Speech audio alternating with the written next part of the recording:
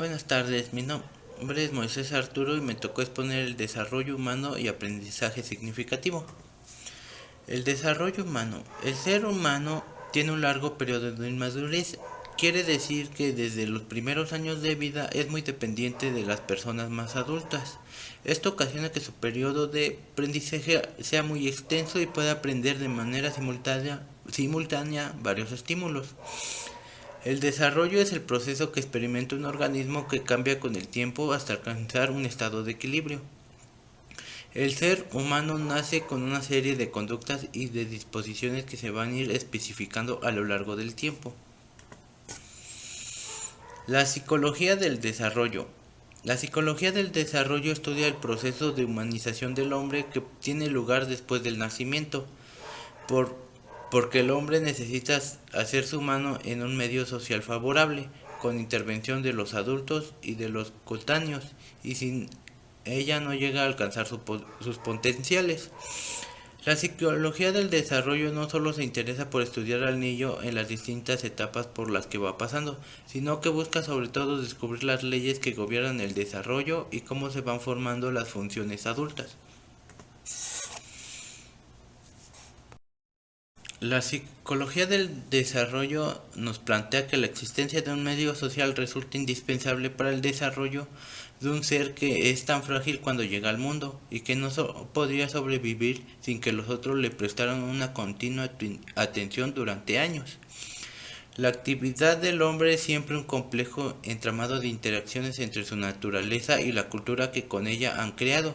Así pues, las propias formas de cuidar a los niños y de impulsar su desarrollo son el resultado de su historia. La propia concepción de la infancia, las actitudes hacia los niños y el cuidado que le propiciamos se han ido modificando, así como las ideas y comportamientos que tenemos actualmente son relativamente recientes. Es decir, que la historia y la cultura se va transformando a través de las generaciones.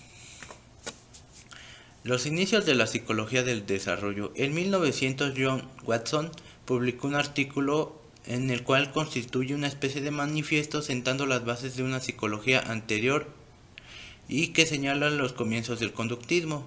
En los mismos tiempos los alemanes Welter, Kohler y Koffa inician publicaciones que daban lugar a la teoría de la forma o de Gestalt.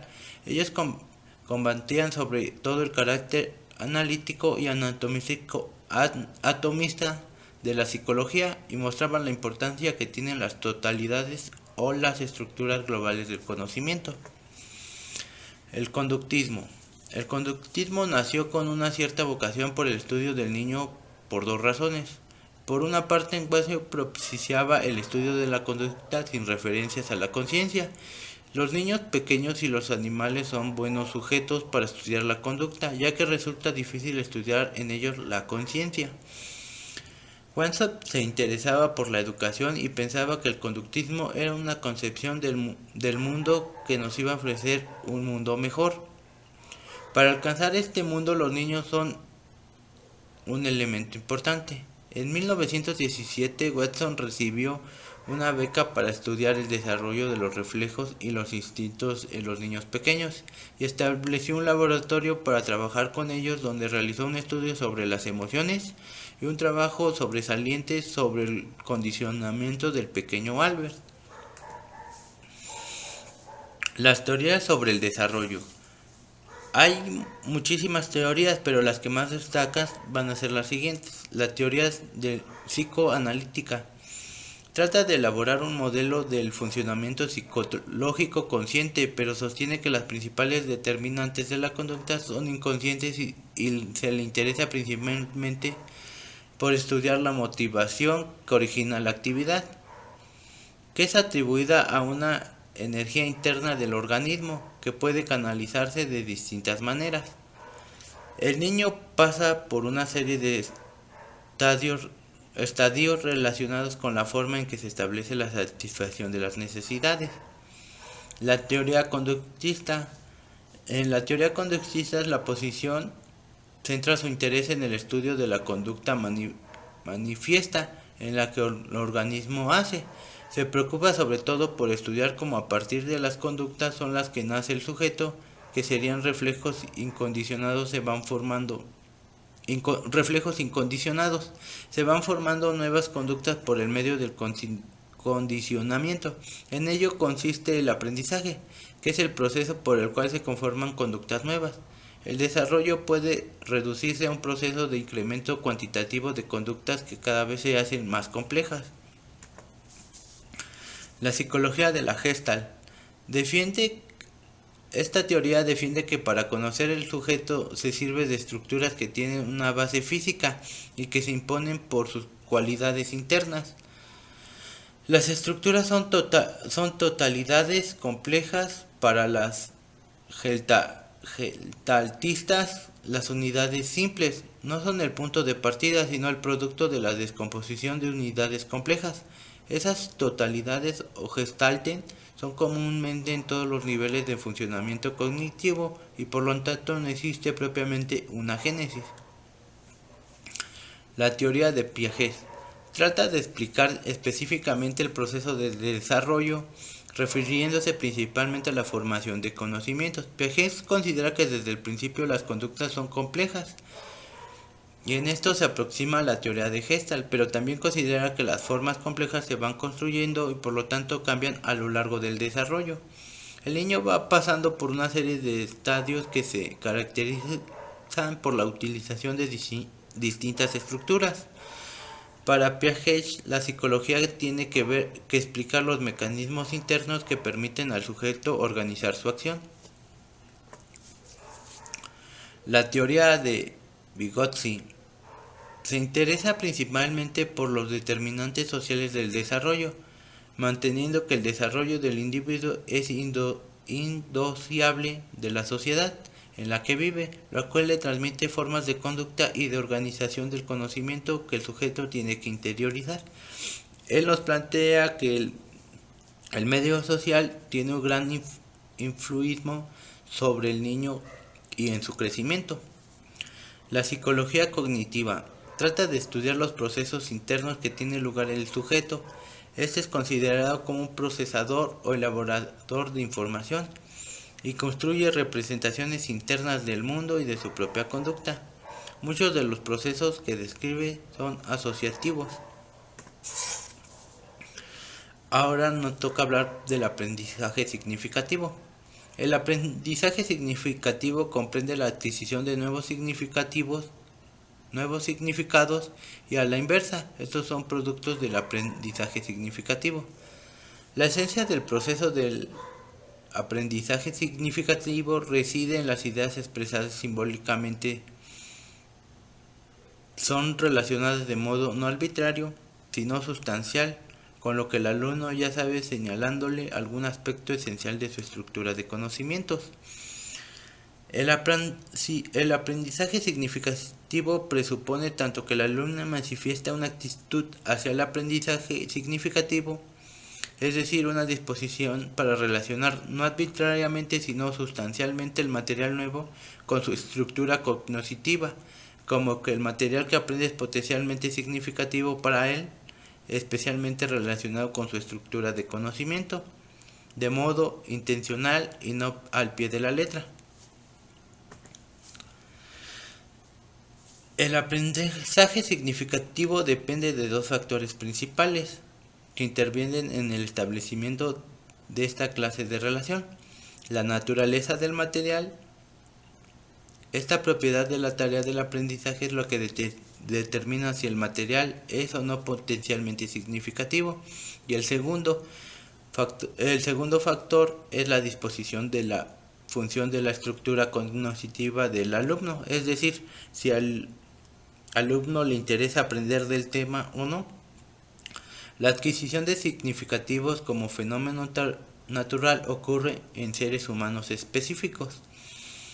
El material de aprendizaje significativo, sea significativo, lógicamente debe ser relacionable no arbitrariamente, pero sí sustancialmente con ideas pertinentes y correspondientes que se hallen dentro de la capacidad del aprendizaje humano.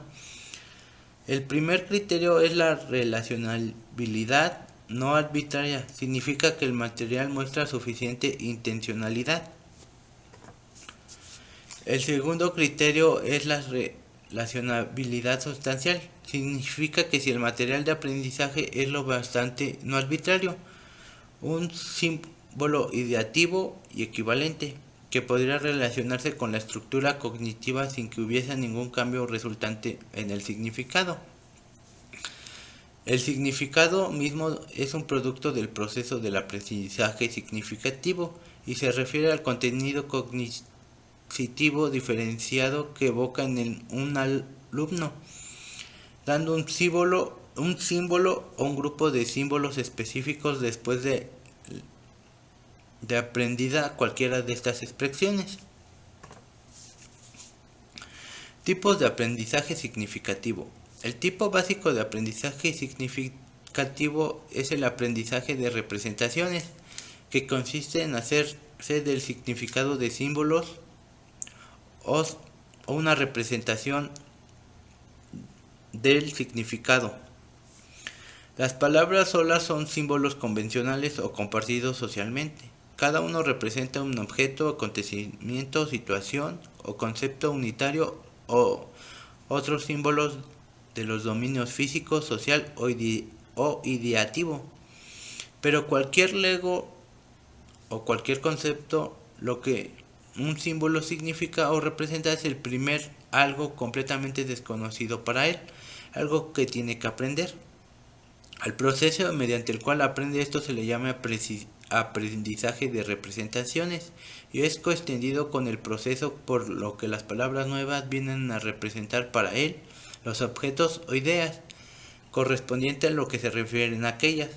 Esto es, a las palabras nuevas vienen a significar para él las mismas cosas que los referentes o producir el mismo cognitivo de estos. El aprendizaje de representaciones se ocupa de los significados de símbolos o de palabras unitarias. Aprender los significados de palabras aisladas denota aprender lo que se representan o en realidad aprender las proposiciones específicas de equivalencia representativa. Es decir, que el alumno comprende el significado de un símbolo, palabra o imagen, ya no solo literalmente, sino que aprende el símbolo o lo que significa para la sociedad o para la persona que está aprendiendo eso. Debe aprender que los símbolos específicos representan o son de significados equivalente al de referentes específicos. El aprendizaje de preposiciones de los significados de las ideas expresas por grupos de palabras combinadas en preposiciones u oraciones. El aprendizaje de proposiciones verdadero. La tarea de aprendizaje significativos no consiste en hacerse lo que representan las palabras, sino más bien en captar el significado de nuevas ideas expresadas en forma de preposiciones. El significado de proposiciones verbales que expresen ideas diferentes a las que de equivalencia representativa, es decir, que el alumno toma el símbolo o la imagen y a base del concepto que ya tiene, él va originando su propio conocimiento de tal forma que el símbolo ya no representa solamente el concepto, sino más bien ya representa un nuevo aprendizaje. En el verdadero aprendizaje de preposiciones verbal, uno aprende naturalmente el significado de una nueva idea compuesta en el sentido que se genera la preposición combinada o relacionado una con otras muchas palabras individuales, cada de unas cual representa un referente unitario. Las palabras individuales se combinan de tal manera que la idea resulta es más que la suma de losas significativas de las palabras componentes. Es decir, el aprendizaje o el conocimiento ya no solo depende del concepto o de las palabras, es decir, que ya de las palabras y el concepto se formó el nuevo aprendizaje o el nuevo conocimiento. Es decir, que de los factores más simples se va construyendo de una forma más compleja conocimientos o aprendizajes o ideas más complejas. Aprendizaje de conceptos. Los conceptos se representan también con los símbolos aislados, de la misma manera que los referentes unitarios. En el aprendizaje de proposiciones haya que aprender el significado de una idea compuesta generada por la formación de una oración, por las palabras aisladas. Cada una representa un concepto. Los atributos de criterio de un nuevo concepto se relacionan con la estructura cognitiva para producir un significado genérico, nuevo, pero unitario. El significado lógico y el psicológico. El significado real o psicológico surge cuando el significado potencial se convierte en un contenido cognitivo nuevo, diferenciado e idiosincrático dentro de un individuo en particular, a resulta de haber sido relacionado de modo no arbitrario sino sustantivo con las ideas permanentes de su estructura cognitiva y así también de haber interactuado con ella. El significado lógico corresponde al que muestra el material de aprendizaje, cuando satisface los requisitos generales o no idiosincrásicos de la significativa potencial. El significado lógico depende únicamente de la naturaleza del material. El significado lógico se refiere al significado inherente a ciertas clases de material simbólico por la naturaleza de este. Tal material contiene significado lógico cuando puede relacionarse de manera no arbitraria y sí sustancial al correspondiente de ideas permitentes que se hallan dentro de la capacidad de aprendizaje humano. Es decir, que el significado lógico viene a representar el significado literal, ya sea del conocimiento o de las ideas, como viene expresada en los materiales o en los libros. Y el significado real o psicológico es el que cada persona le da o representa o tiene entendimiento del conocimiento. Es decir, que para una persona no es relevante algunos temas y para otra persona es de fundamental ese tema. Es decir, que a unas personas les puede gustar las matemáticas y a unas no. El significado psicológico es la experiencia cognitiva totalmente idiosincrática, la racionalidad intencionada y el sustancial de las proposiciones lógicamente significativas con la estructura cognitiva de un alumno en particular, lo que hace potencialmente significativas para este. Y así se origina la posibilidad de transformar el significado lógico y psicológico en el transcurso del aprendizaje significativo. Cuando un individuo aprende proposiciones lógicamente significativas, estos pierden automáticamente su característica no idiosincrática. El significado psicológico es siempre un fenómeno idiosincrático, pero su naturaleza idiosincrática no descarta la posibilidad de significados sociales o compartidos. La importancia del aprendizaje significativo en la adquisición del conocimiento. El aprendizaje significativo es muy importante en el proceso educativo, por lo que es el mecanismo humano por excelencia para adquirir y almacenar la vasta cantidad de ideas e información representadas por cualquier campo del conocimiento.